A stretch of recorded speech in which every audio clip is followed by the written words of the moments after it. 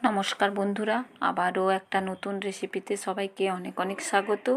তো চলো আজকের রেসিপি শুরু করা যাক। আজ আমি এই যে এঁচোড় নিয়েছি, আর এঁচোড়ের মধ্যে দেখুন বীজও হয়ে গেছে। এই এঁচোড়টা নিয়ে নিয়েছি বেশ কিছুটা পরিমাণ, আর ভালোভাবে সেদ্ধ করে নিয়েছি। আর আজ আমি এঁচোড়ের কাটলেট বানিয়ে দেখাবো। যে এঁচোড়টাকে ভালোভাবে হাতে কচলে মেখে নিলাম, আর এক্সট্রা যে জলটা থাকে সেটা কিন্তু আমি আগেই নিগড়ে নিয়েছিলাম।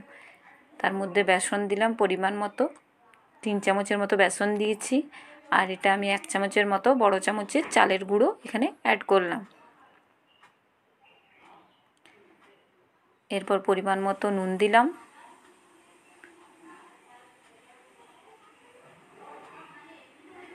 জিরে গুঁড়ো দিলাম পরিমাণ মতো, 1/2 চামচের মতো। এখানে খুব বেশি পরিমাণ দেওয়ার দরকার নেই। আর এই যে বড় সাইজের একটা আলুর অর্ধেকটার মতো সেদ্ধ আলু এখানে আমি এভাবে গ্রেট করে দিয়ে দিচ্ছি। আর এই আলুটা আমি ডালের সঙ্গে সেদ্ধ করেছিলাম, সেই কারণে হলুদ হয়ে গেছে। এভাবে আলু সেদ্ধটা এখানে দিয়ে দিলাম।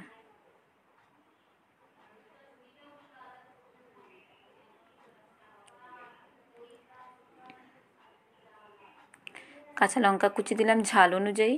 আপনারা যদি ঝাল একটু বেশি খেতে পছন্দ করেন সেক্ষেত্রে লঙ্কাটার পরিমাণ একটু বেশি করে দেবেন।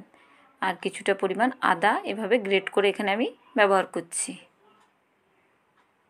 আর যে সমস্ত জিনিস আমি এখানে ব্যবহার করছি মোটামুটি বাড়িতে সবসময়ই থাকে সবার, আর সেটা মাথায় রেখে আমি আজ এই কাটলেটটা তৈরি করছি। পরিমাণ মতো হলুদ গুঁড়ো দিয়ে দিলাম,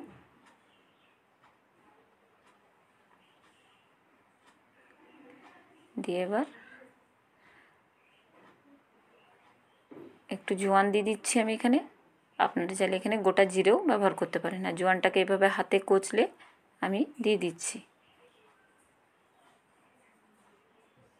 আর পরিমাণ মতো এখানে 1/2 চামচের থেকে একটু কম হিং দিয়ে দিচ্ছি।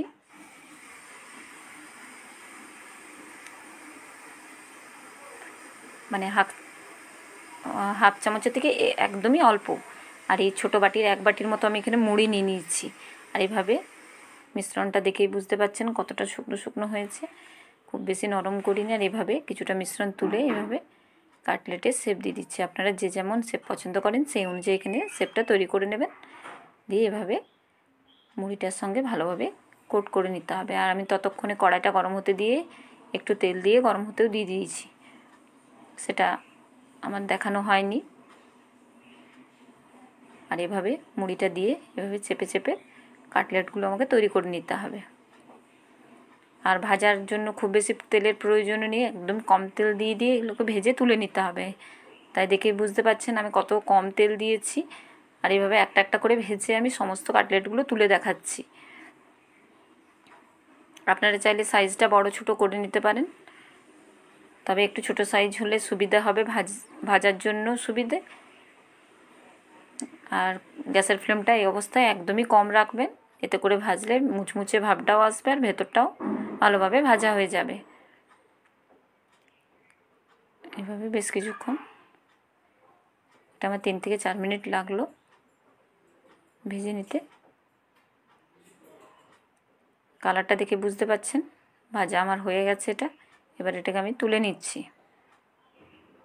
এরপর একই রকমভাবে আরও একটা বানিয়ে ভেজে দেখাচ্ছি আমি। এবার আবারও বেশ কিছুটা মিশ্রণ আমি তুলে নিলাম, দিয়ে আবারও ঠিক একই রকমভাবে এভাবে শেপটা তৈরি করে নিচ্ছি। এভাবে একবার এঁচোড়ের কাটলেট বানিয়ে দেখবেন, খেতে অসাধারণ হয়। ছোটরা তো খুব বেশি পছন্দ করবে, আর খেতেও দুর্দান্ত হয়। এঁচোড় যখনই এভাবে বীজ হয়ে যায় তখন সেগুলো আর তরকারি করে খাওয়া খুব একটা ভালো লাগে না। সেক্ষেত্রে আপনারা এভাবে এঁচোড় অন্যভাবে বানিয়েও খেতে পারেন। আর ভালো লাগলে অবশ্যই লাইক কমেন্ট শেয়ার করতে ভুলবেন না। অবশ্যই চ্যানেলটিকে সাবস্ক্রাইব করবেন এবং ফেসবুক থেকে দেখলে আমার পেজটাকে ফলো করার অনুরোধ রইল আমার সকল বন্ধুদের।